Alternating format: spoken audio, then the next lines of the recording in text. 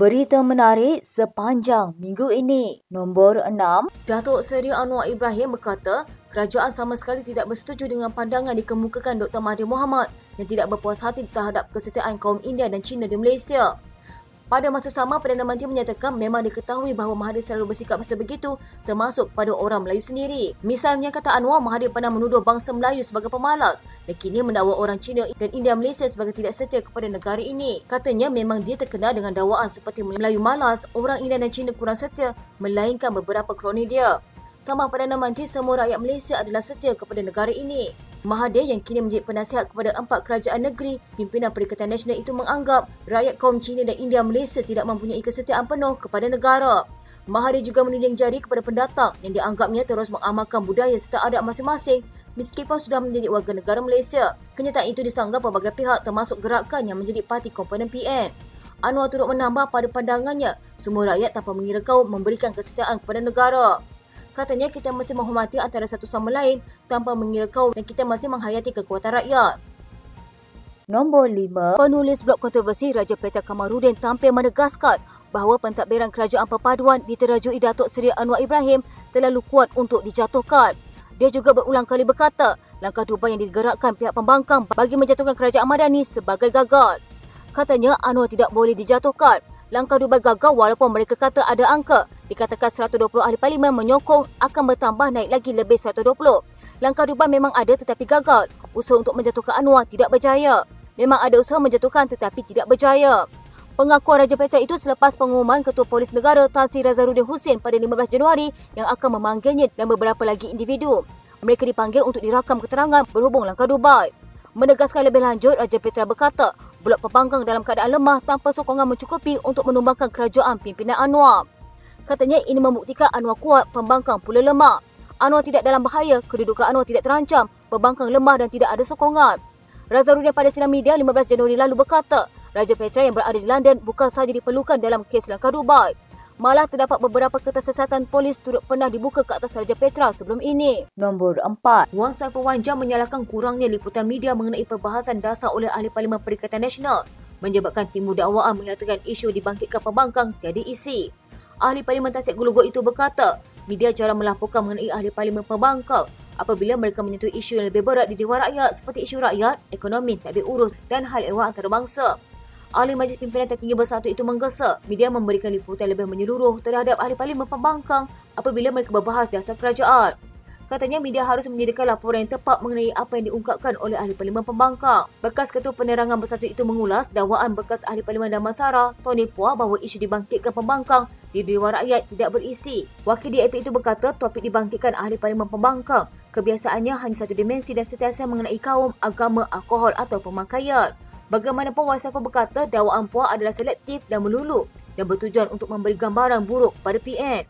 Bekas Timbalan Speaker Dewan Rakyat Rashid Hasnun dari Bersatu mencadangkan agar Ahli Parlimen pembangkang memberi perhatian kepada isu-isu yang tidak dibincangkan oleh kerajaan kerana peranan mereka adalah untuk menyediakan semak dan imbang serta berbahas dengan berkualiti di Parlimen. Katanya tugas asal pembangkang ialah meneliti perkara yang tidak dilihat oleh kerajaan. Oleh itu, mereka perlu membaca dengan meluas dan memperoleh data statistik. Nombor 3. Menteri Besar Perlis Muhammad Shukri Ramli berkata, Tuan Dr. Mahathir Mohamad masih boleh menjadi penasihat tidak rasmi Kumpulan 4 Negeri di Tadbir PAS SG4 di sebalik kenyataan kontroversi terhadap kaum bukan Melayu. Shukri berkata ini kerana pemimpin berusia hampir 98 tahun itu mempunyai rangkaian luas berdasarkan kedudukan dan pengalamannya sebagai Perdana Menteri selama lebih 22 tahun yang boleh dimanfaatkan Perlis, Kedah, Terengganu serta Kelantan. Katanya dia boleh lagi penasihat okeylah, rangkaian perpanjang dan banyak kawal. Shukri yang juga Pesuruhjaya PAS Perlis bagaimanapun enggan mengulas kenyataan Mahathir bahawa masyarakat India tidak setia kepada Malaysia kerana masih terikat dengan negara asal. Dalam temu bual dengan saluran berita Tamil, Mahathir berkata orang India di Malaysia mesti ingat mereka ialah rakyat Malaysia lebih daripada pendatang. Ditanya sama ada ini bermakna orang India di Malaysia harus berasimilasi sepenuhnya dan menjadi orang Melayu, Mahathir bersetuju. Nombor 2. Wakil Rakyat PAS Siti Mastura Muhammad tetap dengan keputusannya untuk mempertahankan kenyataan beliau terhadap 3 ahli DAP sebelum ini. Ahli Parlimen Kepala Batas itu berkata, kenyataannya mengatakan ahli veteran DAP Lim Kit Siang merupakan sepupu kepada pemimpin Parti Komunis Melaya, Chin Peng, adalah berdasarkan sumber politik yang diyakini sahih. Katanya fakta itu diperoleh daripada bahan kempen Barisan Nasional dalam buku terbitan Jabatan Komunikasi Gabungan itu. Menurutnya, mengikut sumber itu, ia sekaligus membuktikan Kit Siang dan anaknya pengurusi DAP, Lim Guan Eng adalah sepupu kepada bekas Perdana Menteri Singapura, Lee Kuan Yew. Sementara itu, Ahli Parlimen Seputih Teresa Kok pula dikatakan sepupu kepada isteri Guan Eng iaitu Betty Chew. Mastura berkata demikian berhubung dengan pembelaan yang difailkan di Mahkamah Tinggi Pulau Pinang terhadap saman oleh 3 pemimpin kanan DAP, Kit Siang, Guan Eng dan Kok dalam saman berasingan. Terdahulu, ketiga-tiga pemimpin kanan DAP itu mendakwa Mastura telah membuat kenyataan yang berunsur fitnah kerana mengaitkan mereka dengan Chin Peng serta Lee Kuan Yew yang tidak ada kena-mengena langsung pada 4 November lalu. Timbalan Ketua Dewan Muslimat Parti Islam se-Malaysia Pulau Pinang itu dikatakan mendakwa pemimpin-pemimpin DAP terbabit menyokong, mengamal dan menyebarkan ideologi serta falsafah komunis. Ekor orang itu, 3 pemimpin DAP terbabit menegaskan dakwaan defenden tidak berasas dan palsu.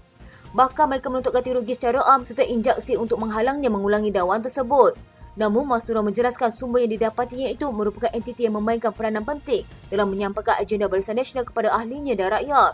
Dia mempercayai maklumat yang diperolehinya daripada buku BN adalah sah dan berani untuk menggunakan dalam tujuan sebahagian daripada kempen politik ketika pilihan raya kecil kemamat. Katanya konteks ucapan bertujuan bagi pengundi dapat memahami pendirian dan falsafah pembangkang, khasnya Pakatan Harapan dan Barisan Nasional, di mana DAP menjadi tulang belakang. Ia bagi menangkis dakwaan mereka bahawa PAS parti ekstremis dan menunggang agama. Nombor 1. Pakatan Nasional disaran memutuskan kerjasama dengan Dr. Mahathir Mohamad atau berdepan penolakan pengundi bukan Melayu susulan kenyataan kontroversi bekas Perdana Menteri terhadap komuniti itu. Awang Azmat Awang Pawi dari Universiti Malaya berkata, Mahathir yang diangkat penasihat tidak rasmi negeri tak PAS SG4 boleh dianggap sebagai liability terbaru dengan mengeluarkan kenyataan mendakwa masyarakat India tidak setia kepada Malaysia kerana masih terikat dengan negara asal. SG4 membabitkan Kedah, Kelantan, Terengganu dan Perlis. Katanya jika tiada tindakan terhadap Mahathir dengan memutuskan kerjasama, itu bukti PN mahu Mahathir terus bersama mereka untuk naikkan sentimen Melayu tanpa peduli sensitiviti kaum lain. Kalau ini pertimbangannya, saya rasa PN akan semakin ditolak. Mereka bukan Melayu lihat Mahathir sebagai penasihat di negeri dikuasai PAS sebagai tidak sensitif dengan isu pelbagai kaum, seolah tidak memahami hakikat sejarah dan konteks sosial. Baru-baru ini dalam temu bual dengan saluran berita Tamil, Mahathir berkata orang India di Malaysia masih ingat mereka ialah rakyat Malaysia lebih daripada pendatang. Mazlan Ali dari Universiti Teknologi Malaysia turut senada. Kenyataan Mahathir memberi kesan kepada gabungan diketuai Muhyiddin Yassin pada PRU15 dan PRN ditolak pengundi bukan Melayu yang memilih Pakatan Harapan.